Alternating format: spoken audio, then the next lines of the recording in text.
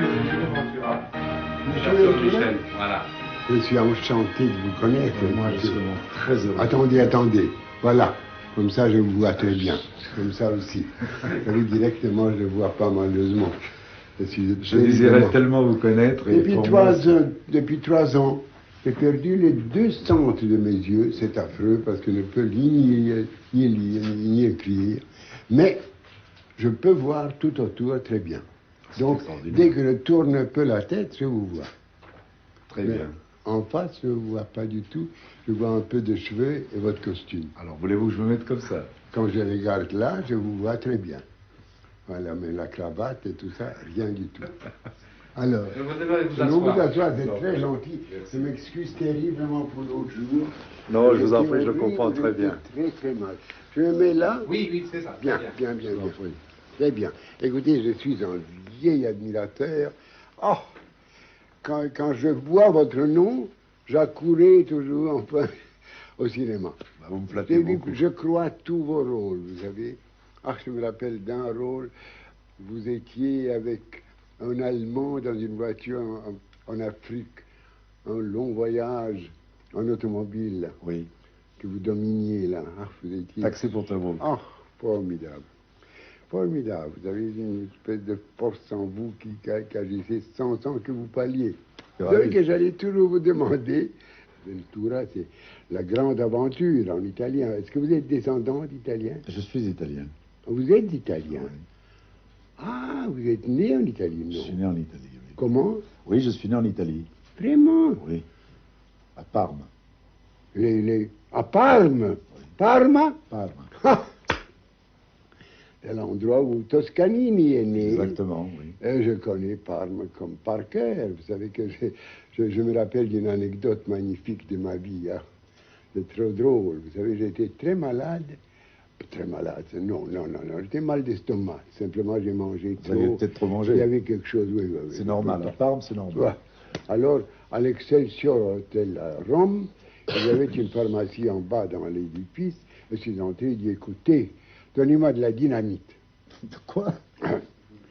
Ils m'ont donné une chose très très forte et qui en effet a eu un effet de dynamite sur moi parce que ça m'a rendu tellement malade que pendant 15 jours, je ne pouvais rien avaler. À peine une soupe tiède, vous savez. C'était chaud, c'était déjà terrible. J'avais des maux d'estomac épouvantables. Mais il y avait un concert à Parma. J'ai accepté, j'ai joué mon concert. Qu'est-ce que vous voulez? J'étais un homme de profession, j'étais sérieux. Je ne décommandais pas de concert pour un mot d'estomac. Et d'ailleurs, pendant les concerts, des maux de tête, des maux de dents, de fièvre, des catarrhes, des diables c'est quoi, tout ce que vous voulez énumérer, disparaissait pendant les 2 heures du concert. Avant et après, ça reprenait. Est-ce que ça arrive à tous les artistes? Je ne sais pas. Mais à moi, c'est formidable. C'est-à-dire vous êtes... Je pouvais compter que les 2 heures, je suis le seul homme dans la salle dont le nez ne coule pas, qu'il a coulé jusqu'à... C'est sans doute ce qu'on appelle l'état de grâce, non? Non, c'est une chose des nerfs extraordinaires qui domine. Vous savez, je crois que la le moral, non, c'est une chose chez moi, une grande croyance. Le moral domine le physique, vous savez.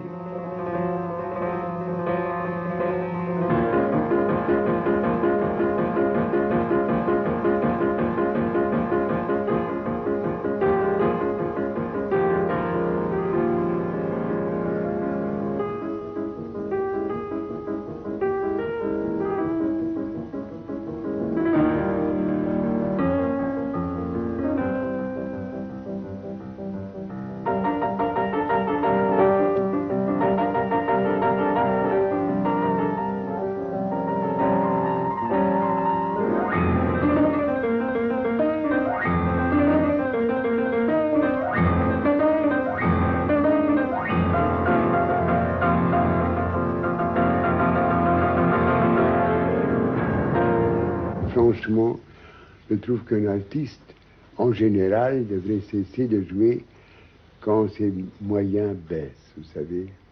Et ça va pour tout le monde.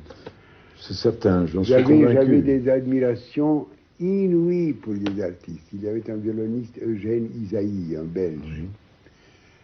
L'empereur des violonistes. C'était un génie, un merveilleux, inoubliable pour moi. Il y avait un Français, Jacques Thibault, magnifique artiste, violoniste. Il y avait un pianiste qui s'appelait en italien, d'ailleurs, Ferruccio Busoni. Ferruccio Busoni était, je l'admirais absolument. Je ne connais pas des pianistes aussi grands que lui. Maintenant, il y a, oui, un russe, Richter, qui est merveilleux. Voilà, vous comprenez, ces vieux gens-là, Alfred Cortot, pianiste français, ils n'ont pas voulu s'en aller. Vous savez, ils sont arrivés à tel degré, en jouant en public, que le public disait l'un à l'autre comme ça, si vous l'avez entendu il y a 10 ans, il y a 15 ans, vous savez, moi je ne mangerai jamais de ce pain-là. Mais grâce au ciel, comme j'ai été toujours terriblement paresseux, j'ai joué de mieux en mieux parce que j'apprenais au concert, du concert au concert, vous savez. Chaque concert était une leçon pour moi. Donc à la fin, je jouais au fond mieux que jamais. Parce que j'ai appris finalement tous les morceaux convenablement. Et maintenant, quand vous jouez... Et même j'avais une preuve. Vous savez, mon dernier disque, ma dernière gravation, enfin, c'était une sonate de Beethoven et une œuvre de Schumann qui a gagné en Amérique le prix Grammy, ça veut dire c'est le meilleur disque solo de l'année. Et ça, j'ai gagné à l'âge de 89 ans. C'est merveilleux, je trouve. Ça veut dire que je ne suis pas descendu encore, non. Je ne pense J'ai pas. arrêté un moment où j'étais vraiment à mon mieux. Parce que j'ai travaillé sans travailler, tout simplement par avoir donné tant de concerts et avoir encore mes moyens. Enfin, oui. Et aussi beaucoup d'amour, certainement, encore pour la musique. Vous n'étiez pas blasé, vous n'êtes ça, pas. c'est une autre histoire. Vous comprenez, j'ai écrit même dans mon livre, c'est une chose très importante. Il y a une masse de pianistes, violonistes, violoncellistes, chanteurs. Mais il y a peu de musiciens qui chantent, de musiciens qui jouent du piano, de musiciens qui jouent du violon. Ça, c'est une autre chose. Est-ce que vous savez ce que ça veut dire? Ça vous dit quelque Non, chose? je ne suis pas un musicien, j'adore la musique. Voyez-vous, c'est vous pour direz moi la quelque différence. chose. Voyez-vous, ces gens-là qui jouent du piano, comme j'ai dit, qui jouent du violon, tout simplement, apprennent à jouer le plus vite possible, s'il y a vite, le plus fort possible, s'il y a fort. Ils font des courses de chevaux, vous savez.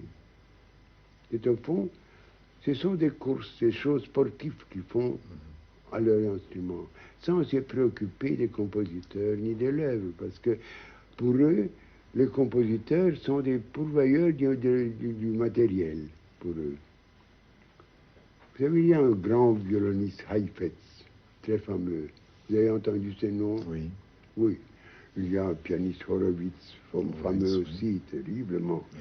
Eh bien, ce sont des gens qui pensent vraiment, sont convaincus qu'un Beethoven, Mozart, ou Schubert, ou Schumann, ou Chopin ont tout simplement existé pour leur donner du matériel, pour leur grand génie de jouer vite et fort, et voilà.